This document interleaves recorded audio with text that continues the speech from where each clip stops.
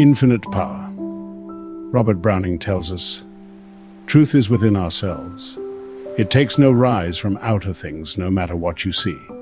There is an inmost center in us all, where truth abides in fullness to know, rather than insist on opening up a way whence the imprisoned splendor may escape, that is affecting everything as a light that is supposed to be without my word is truth. This truth is within you, waiting to be accepted in order to be experienced. Speaking to his Father in the 17th chapter of John, Jesus said, I have given them the words which thou gavest me. They have received them, and know in truth that I came from thee, and they have believed thou didst send me. I will now tell you the truth. Power took me to stand in the presence of the risen Lord. Wearing the human form divine, he embraced me and incorporated me into his body of infinite love. Wearing his body of love, I stood before Almighty God, who said, time to act. Then I was sent back into this world to tell the story of God as the infinite power of the human imagination. Nuclear power could destroy New York City. But the power of which I speak is far beyond that of nuclear energy.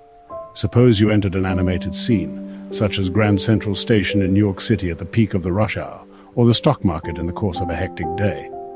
As you look at it, you arrest an activity within you, and everything stands still as though frozen. No matter how long you hold it, be it a second, a minute, or an hour, when it is released, the scene becomes animated once again as everyone continues their intentions. Now suppose, having arrested the activity within you, you change their intentions, and releasing the scene with the changed motivation, you discover that they move under compulsion to fulfill that which they now think they initiated. Do you realize that with this power you could cause them to commit suicide and think it was what they wanted? Like the lemmings, you could make them run towards the ocean, enter beyond their depth and drown. That's what you can do with this power, but it will not be yours until you are first incorporated into the body of love. This I know from experience, for I have arrested an activity which seemed to be independent of me too. Discover that although their forms were, their life was not. Activating my word, their life was in me, for as the Father has life in himself, so he has granted me his Son to have life in myself. Now no man comes to me save my Father calls him, but no one. Starting on the surface of my being, I teach the infinite power of the human imagination, not knowing to what extent it will be believed. Many are called to hear salvation's story. Few are chosen to believe it. Many will tell me they believe, but I find it is only lip service. I am not here to judge anyone. I was sent, not to condemn or judge the world, but that the world may be saved through me. Man is saved through belief, and condemned through lack of belief in the Son of God. That Son, called Christ in the New Testament, is defined as God's power and his wisdom. When God gave himself to me, he sent his power into the world, expecting the talent given me to be wisely invested. When I tell others what has been revealed to me, regardless of what they may say, I have doubled the investment and will hear the words, well done, my good and faithful servant. Enter into the joy of the Lord. Now let me show you how the disciples are selected. This selection is always done in the depth of the soul, as in the case of this lady who wrote saying, last Friday night I went to bed filled with the message I had heard from you, to find myself in a far, far place, remote in time and space. I am seated on a chair in a large empty room, glass-fronted with marble pillars. Suddenly a self-propelled carriage appears. Stopping in front of my window, I see the carriage door open, as a man who is the embodiment of power and authority steps out. He is tall, with grey coloring an envelope cape and carrying a small attaché case. Moving swiftly, he enters the room, walks over to me, and begins to speak of power.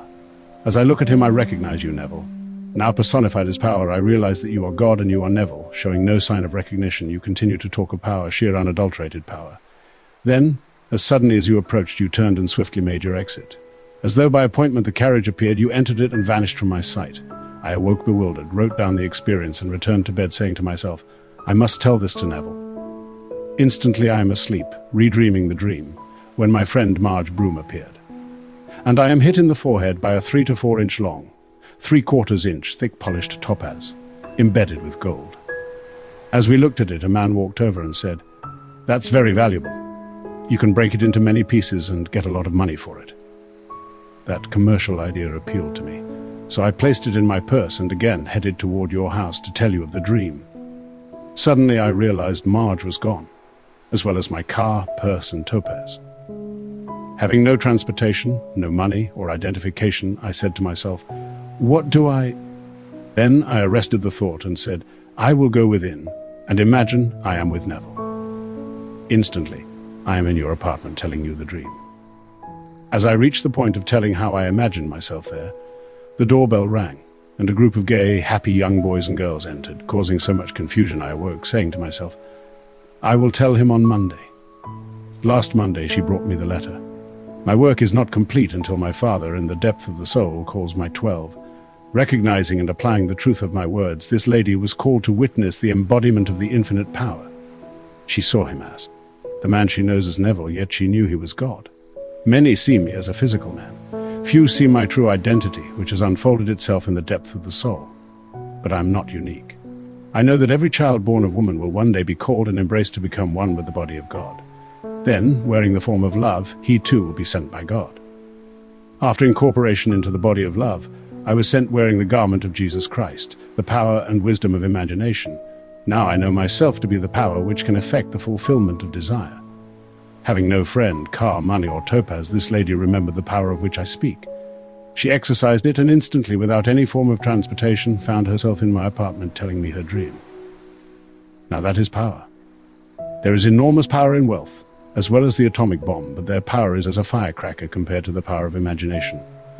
Without any background or degree behind you, you can dwell in any state in your imagination just as though it were true. And in a way no one knows your power will take you, without a topaz, a friend, or a car, into the state of your choice. That is the power I have been sent to tell you about. This power, personified as Jesus Christ, is vested in man as his human imagination. Jesus Christ is he who sent me. He has never left me, so when you see me, you see him.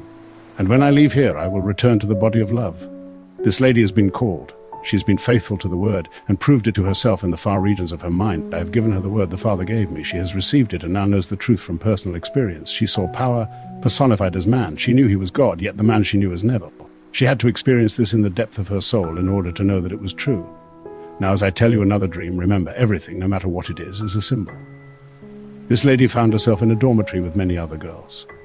Each girl held a chart covering 12 days, with each day headed by the first letter of an event she would experience that day. A girl showed her a chart with the letter K marking the day, saying her child was to be kidnapped, as she needed that experience. Becoming angry, this lady told the girl she didn't have to experience these things, that she could revise the day's experience by using the power of her imagination. As doubt began to permeate the room, she took her own child and left.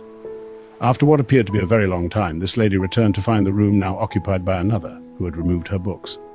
As she demanded their return, the scene changed, and she's in a room where everyone was singing because her grandmother was coming. Although her grandmother had died in 1962, she appeared to be young with lots of vitality. They embraced, and she could feel the coolness of her grandmother's skin. Then her body became rigid, and as it fell against the lady, she saw the symbolism of the act of love. This lady has tasted of the power of the age to come, and now sees everything as a symbol, and we merely actors in the play of life.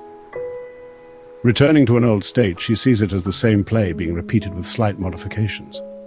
While trying to bring the past back to its former state by replacing her books, she realizes it means nothing. Her grandmother alive, young, vital, and wonderful, and recognizes the symbolism she represents. Her grandmother vanishes from sight. I have been sent to tell you of a power of which you may be totally unaware, to tell you that you do not need any social, intellectual, or financial background to achieve your goals. Do you realize you could be number one in the social register, have the intelligence of an Einstein and the money of a Rockefeller, yet not reach your objective? And you can have none of these things, yet fulfill your every desire if you will but believe me. When the question was asked, what is the work of God? The answer came, to believe in him whom he has sent. This does not mean to believe in Neville as a man, but to believe what I tell you. Divorce the man from the message and believe in my words, for I and my Father are one, and the words I speak are those of my Father, who is Jesus Christ. Knowing his physical origin, Jesus was condemned for always being in the company of tax collectors and sinners. And when they asked him where he came from, he answered, "If I told you, you would not believe me." When asked, "Who is your Father?" he replied, "If you knew me, you would know my Father also, but you know neither me nor my Father. My Father is he. I know my Father, and you know not your God." Then they took up stones and stoned him, because they did not believe his ultimate origin, and saw only his physical one. I was born in a little island can be verified, but my ultimate origin can only be known when he who sent me reveals it. Do you know that the phrase "he who sent me" is placed on the lips of Jesus 25 times in the Gospel of John? Yet no one could understand his words, for they persisted in seeing the physical garment he wore, and not God the wearer. Exercise your creative power. Prove the truth of my words in the depth of your being, as this lady did. Then you will be called not on the surface of your mind. For the drama of Scripture is supernatural. It takes place while you walk the earth, but in a deeper region of the soul. The disciples, Peter, Andrew, James, or John, were not called while fishing. They are symbolic states of the mind that believed what they heard and were called in the depth of the mind. No man is ever called because of his facial beauty, his social position, or wealth, even though the churches recognize them here. Have you ever noticed that the best church pews are always reserved for the rich? When I was a boy, we didn't have much money, but we had a little position, so we had our own pew. Every Sunday morning, Mother would bring her brood to sit in that pew. Today, reserved or purchased pews are a thing of the past, but even though the name is not allowed, it is still an unwritten law in all the so-called proper churches to reserve certain pews for those who have large sums of money. And when the minister sees them there, he tears up his prepared sermon and tells them what they want to hear, knowing that if he doesn't, they won't be back to give him more money. I know this to be true. In New York City, St. Luke's Hospital sits between St. John the Divine and St. Thomas cathedrals. A lady willed $2 million to St. Thomas if Bishop Manning died before her. Otherwise, the hospital run by the Episcopal Church would receive the money. Well, the old boy outlived her, so St. Luke's fell heir to $2 million. That is what goes on in all of these so-called proper churches and hasn't a thing to do with being called or knowing the only true God. I was sent to tell you that your own wonderful human imagination is the real Christ. You will prove this to yourself if you will test yourself and see if you are holding to the faith. My friend tested herself when she found. She was denuded of a friend. She had no car, money for a taxi or topaz to sell, but remembering my word, she went within. Imagined herself in my home, she was instantly there. Having met the test, she is called. This lady had a double dream, which means that the thing is fixed by God and will shortly come to pass. Being double, the dream contains a double jet of truth, which is, she met the test and she entered the circle. I do not feel it will be long before I will vanish, leaving not a trace behind. This cannot happen, however, until I have finished the work I was given to do. Only then can I ask my Father to return me to the glory that was mine, the glory I possessed before that the world was. Imagination came out from the Father. That is pre-existence. Entering the world, I now wear a garment of flesh in order to form a nucleus of those who believe in their human imagination. They will reach the 70, then the 144, and go on from there. I take comfort in her vision, for it indicates that my work is finished and departure will shortly come to pass. Believe me, the story of how God became man that man may become God is the most glorious story ever told. But man must be constantly reminded that this God is his imagination, and the powerhouse of the world. Infinite power resides in your imagination. You could be in prison and imagine yourself free. Believing in the reality of your imaginal act, it would make no difference to you how you are released. But when it happens and you find yourself where you imagined you were, you will have tested and recognized the infinite power you are. Imagining, you set yourself free, and when God sets you free, you are free indeed. Jesus never violated the law of Caesar. Looking at a coin, he said, "Render unto Caesar the things that are Caesar's. If Caesar wants more taxes, ask your heavenly Father to provide more money for you by imagining you have it. Your heavenly Father, who dwells within you, has the power to set you free, while a God believed to be on the outside will enslave you." In the book of 1 Samuel, the story is told of how the people, wanting to be like all the others, desired to have a leader over them. Then Samuel said, "A king will take your sons from you for his army. He will take your maidservants, your male servants, your daughters, and your money. And when he has taken everything from you, he will take you. In that day he will enslave you as he has all the others. Then you will cry out to be saved from a god of your own choosing. But in that day I will have no ears to hear you." In spite of the warning, the people chose Saul, who enslaved them exactly as the prophet Samuel had foretold. You want a king, a dictator, a savior on the outside? You are free to choose one, but I will prophesy for you. Any power outside of yourself will enslave you. Knowing that he embodies infinite power, Jesus turned to those who seized him and said, "Do you think I cannot now pray to my Father, and he will send me more than 12 legions of angels? But how then can Scripture be fulfilled that it must be so? I came into the world promising the one who sent me, which is myself, that I would subject myself to all the limitations of the flesh and drink the cup of experience, until time proves that I am God and own the world. Knowing who I am, I have the power to call forth 12 legions of angels, but I will drink this experience to the last drop. Then, having done exactly what I was commissioned to do, I will return to him who sent me, who will say, 'Enter, my faithful servant, into the joy of the Lord.' And there is no joy like being once more reincorporated into the body of love. Now let us go into the silence."